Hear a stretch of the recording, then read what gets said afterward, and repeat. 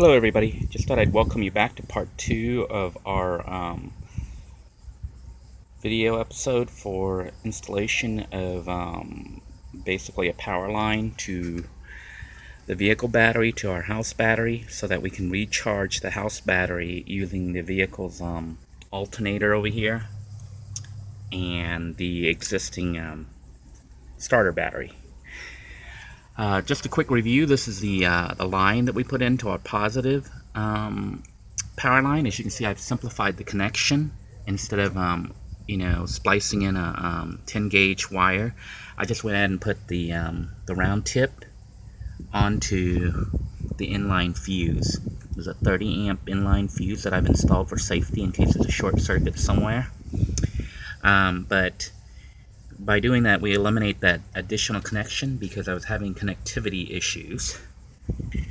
So we run the line from the the fuse here, the 30 amp fuse, and connect it to the black line, the 10 gauge, I don't know if you can see it there, the 10 gauge line that we had installed and run underneath the vehicle. I ended up connecting it with this twist-on connector because those caps, the splicers kept falling apart. And when I tested the system yesterday, initially it worked and was charging, but then when I took it out for the drive and the overnight testing, the system appeared to not be charging and the battery was draining. So I spent the last day or so just chilling and trying to figure out what the issue was, and it turns out the issue is twofold, and I've discovered them both. The first one was pretty easy, and that was that the battery that we had used was actually the original battery that came with this vehicle when I purchased it. It's 5 years old, so it's dying and not holding a charge. Now, what I've done today to try to fix that is I've added a little bit of Epsom salt. I don't know if that's going to make a difference, but supposedly that stuff will help bring a charge back. And I'm currently recharging the battery. Here's the battery the 5-year-old battery. As you can see, it was manufactured in May of 2011, and it was the vehicle that the battery that used to be the vehicle's battery that I pulled to become a house battery because it was starting to fail and not holding its charge. It's a regular lead acid starter battery, so not the safest thing to use, but when you have virtually no budget, you go with what you have, and since this is a battery and it still sort of works, I'm going to go ahead and use it until I can get some money to upgrade. To try to restore it, I added a little bit of Epsom salt, and I opened up these vents, and then I poured in about a 1/4 cup of Epsom salt into, well, not a 1/4 cup total, into each of the holes there for the acid. So basically, I'm hoping that will help revive the battery a little bit and make it last a little bit longer. My initial test so far is that it's still not holding a charge. So this battery will work, and it did work on my overnight test. It ran the interior fan the whole night, and so I was able to use it even though it's not working and it wasn't charging. So that was one issue. And right now I have it on a regular house charger, a 120 volt charger, and I'm charging it at 6 amps. So I'm not going to let it get fully charged. I'm just charging it right now while I was fixing another issue with the vehicle. But we're going to be removing it from this charging and then trying to get it to charge through the vehicle when we start it up and run the alternator and switch our system on. So I'm going to show you what the problem was on the other end. As you can see, our whole system has been ripped apart right now, and the reason I did that was I had to test it. So when initially I installed the system, I saw that the battery charger was indeed working. When I started up the car, the system was charging up my house battery. But then when I took it out later in the evening, I noticed that it suddenly wasn't charging anymore. So that meant there was possibly a break in the line somewhere between either the battery cable from the vehicle battery to the house battery or our ground. Now, I had assumed that it was our connection to the to the vehicle battery, because there was so many splices and things that I did, and so I redid a lot of those connections. but then when I was testing it, it still was showing that there was no complete circuit. And how I tested it was simple. I took our existing inverter, and then I clamped the positive from the inverter here, see the cable here, to the black power cable that we had pulled from the vehicle's battery. So I just did a direct connection for that. Then I connected this black side here from the inverter to the ground, which was screwed in here. You can see I've done some work here to fix what the issue actually was. But anyhow, I connected that. So in theory, we now have the red here going all the way up that power line, up into under the hood to the the vehicle battery. So the positive should be hooked up unless there's a break somewhere there. Then on the negative, we have this ground that we had screwed into this underneath here, connected to the black here. So when you turn this on, it should come on. And that will show you that you've got a complete circuit. So basically, right now, what's powering this inverter is actually my van battery, the one underneath the hood. It means that the connections are all good. And where the problem was that I discovered was initially, you can see here I ended up drilling a new hole. Initially, I took that ground and I put it here, and then I screwed it in through the top. And it made some contact, but then, which allowed it to charge, but I guess when I drove around it moved a little bit, and then the eye loop thing moved off and it didn't charge anymore. There wasn't a complete circuit, and that's why the system stopped charging. So I had two things going on. I had a broken connection right here, and I also had a battery that wasn't holding it to charge very well. So what I've done to fix it is I drilled a hole, and now I'm taking the grounding cable here that we made, and I screwed it in, and I made sure that it had a good connection because I sanded everything. I don't know if you can see that I've sanded the paint off, and I drilled a hole there, and then I went ahead and screwed it in, and it's in pretty tight now. See, it won't even move here. So it's in really tight. Looks like it's a good connection, and you can see that it is indeed a good connection because my power inverter comes on, and I can check, and like right now the battery in the vehicle is at it was at 12.8 when it was fully charged a minute ago. Now it's dropping out at 12.6. So it's losing some charge. So maybe this battery, the current battery I have in there, isn't that good either. I know it had been sitting around a while, so I stuck it in when the other one went bad. So this one may not be that good, even though it's newer. But 12.6 is still okay. So, and because I drive the vehicle pretty much every day or every other day, it hasn't really been having issues with starting. So we're good. So now we know that the circuit is complete, and what we're going to do is rewire everything back in. Okay, to hook everything back up, what I'm going to do is unhook all this stuff. But we know that line right there, which was the line we pulled yesterday, that goes underneath the vehicle up to the existing battery, the starter battery, the vehicle battery.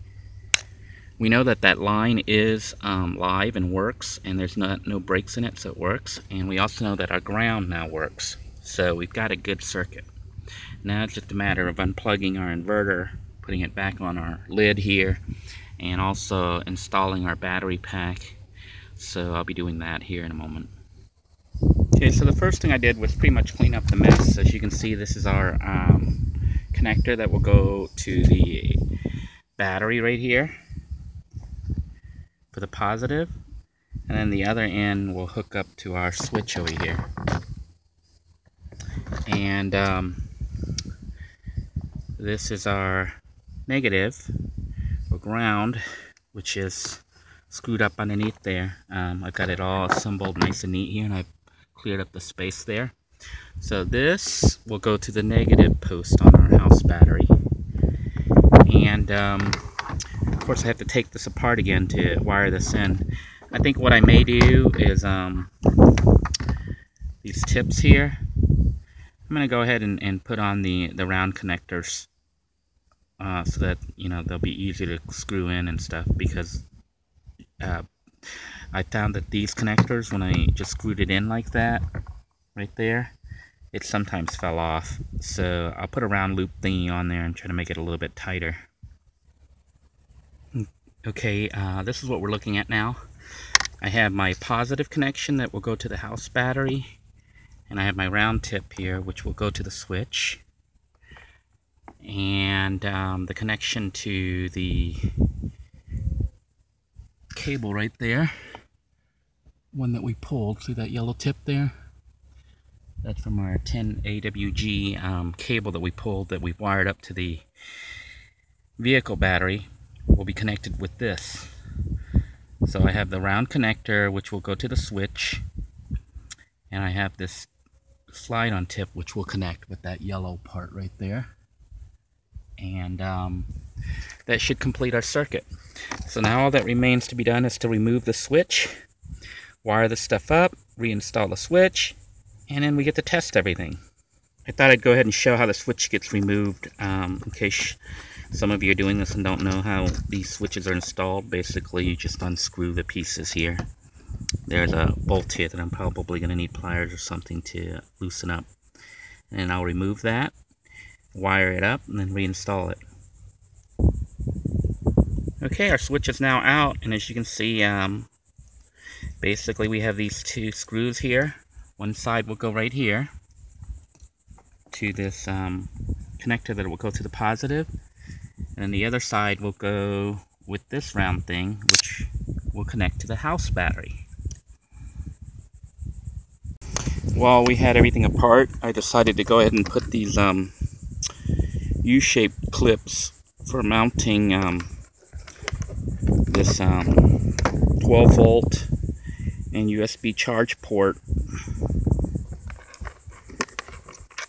Went ahead and put these clips on here so that this can easily be attached to the inverter to provide USB and 12 volt access, and they can slide on and off. Initially I had the these round clips on there, and what happened is when you try to remove the inverter for whatever reason, it becomes a pain because you have to unscrew everything with and then slide it off. With this, I should just be able to loosen the inverter screw and then just slide this off, and we should be good to go. So now it's just a matter of hooking up the system and seeing how everything works or doesn't work. Okay, before we hook everything back up, I thought I'd go ahead and check out the house battery, which we try to rejuvenate by adding some Epsom salt into each of these slots here. And right now I have it hooked up to the inverter, and we're going to go ahead and turn it on. Reset. And we can see that the battery has 12.8 volts. So hopefully it'll hold. I don't know if the Epsom salt fixed it or not, but we'll try it out. So right now it's currently at 12.8, and we're going to be installing it into the vehicle and hooking it up for recharging through the vehicle's battery and alternator system. I've put the battery and the battery case inside the vehicle, but I've flopped the positive and the negative poles around. So last time I had the positive on this side and the negative pole on the other side. I went ahead and put the negative on this side since it'll be easier, closer to our ground, which we'll hook up here, and the positive on that side since that's where the positive is coming from. So it only makes sense to move the battery so that the posts are facing the correct way. Also wanted to point out that these things are so shiny because I took sandpaper and just sanded everything down to make it so that it would have good contact, because as I stated earlier, I was having a connectivity issue and I wasn't sure where the connection was failing. So that meant checking everything, and while I was there I decided to clean it up. I went ahead and sanded things down so it has good connections right now. And now we're just going to hook everything up. But before we do that, we need to do a precaution just in case. For safety, I don't want to hook up the battery completely live, so what I'm going to do is I'm going to remove this 30 amp fuse and break the circuit.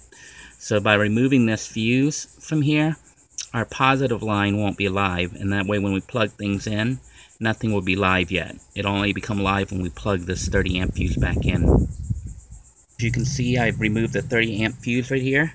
So the circuit is disconnected at this point because we don't want to get shocked or something. So I'm going to go ahead and hook it up now. This is our 350 watt inverter that I may end up putting back up underneath the hood, installing it as an underhood inverter if I have issues with cooking using the house battery system here, power system. But before I install that, I'm going to go ahead and try one more time to get the system working and see if I can't cook with it. So now we have our system here. We need to hook up our wires. So we're going to take this and we're going to hook up our cables. Alright, my apologies for any noise that might occur. I ended up having to stop taping because I had to give somebody a ride. So we're actually at a different location right now near the interstate, believe it or not.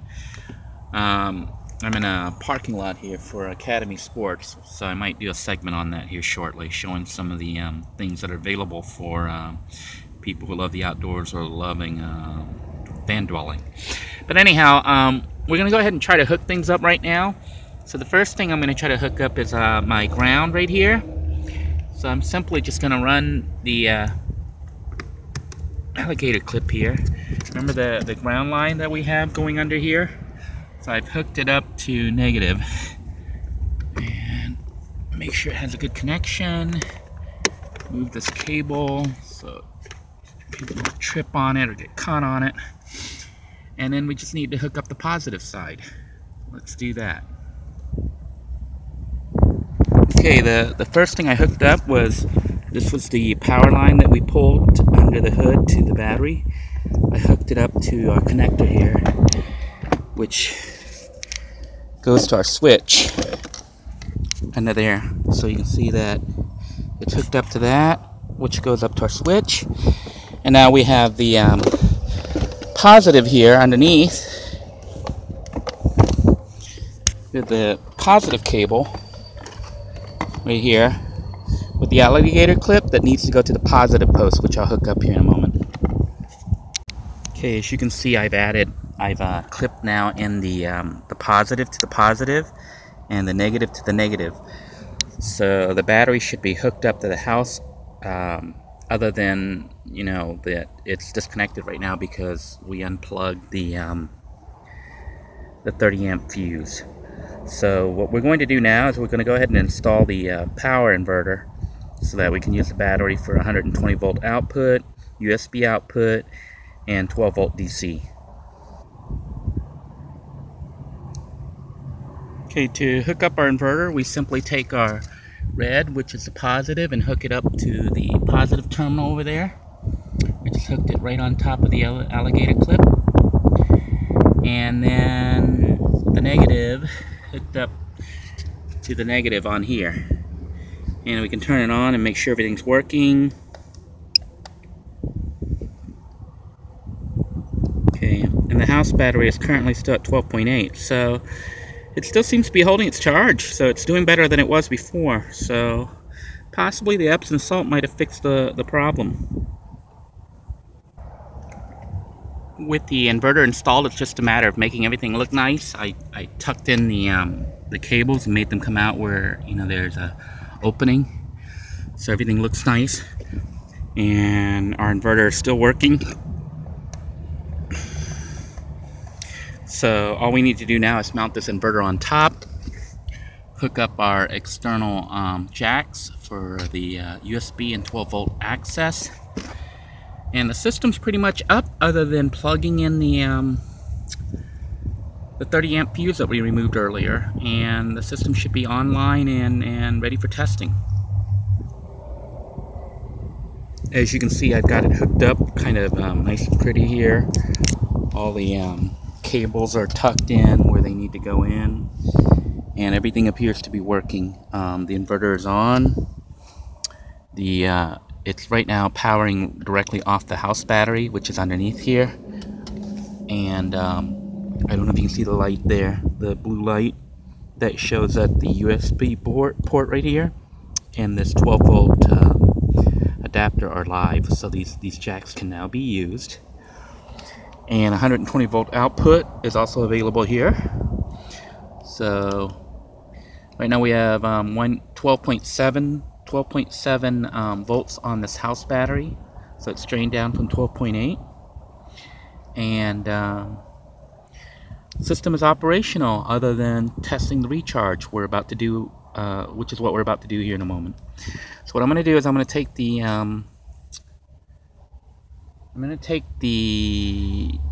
30 amp fuse that I removed and plug it into the system, and that will make this whole system, our house battery here, connected to the van's battery for charging. The other thing is I have the switch right now, it's on off, so it won't really be connected until we flip it on like that. Right now flipping it doesn't do anything because the circuit is broken where we removed the 30 amp fuse, so we're going to go ahead and put that back in. Okay, we've plugged in our 30 amp fuse, which means the system is now live, so it's just a matter of testing it. Once I flip the switch on, it means the two batteries should be connected. Alright, right now the system should be live, and as you can see, our reading is like 12.8, 12.7 for the house battery. The system is currently disconnected. If I switch it on, you see the power jumped up to 12.8 because that's what the power is on the vehicle battery. So right now the two batteries are tied in together. I don't know if you can see that reading here. It's upside down here, but it says 12.8 upside down, and that's because the system is now on with the on switch. If I flip it off, after a while it may drop back down to 12.7 here, but anyhow, it's on right now. And the way we're going to be able to tell if it's charging is when I start the car up, the alternator should boost up that voltage level to like 13 or so, 13 something. So let's check it out. I'm going to go ahead and start the vehicle up and see if it works the way I assume it should. Okay, as you can see, I went ahead and turned the car on. Let me turn off the power here, the fan and everything else, but the car is turned on. And as predicted, the power we're getting to the battery now is 13.4, 13.5, which means we're charging. Or at least, I don't know if we're charging or not, but the power is coming through here from the alternator and the car battery to charge our house battery. So it looks like a good wiring job, and it looks like everything should be working, other than whether or not this battery will actually hold the charge. So to show that our switch is working, you can see right now it is connected to the vehicle battery. Our house battery is connected to the vehicle battery, which are both being charged right now by the alternator.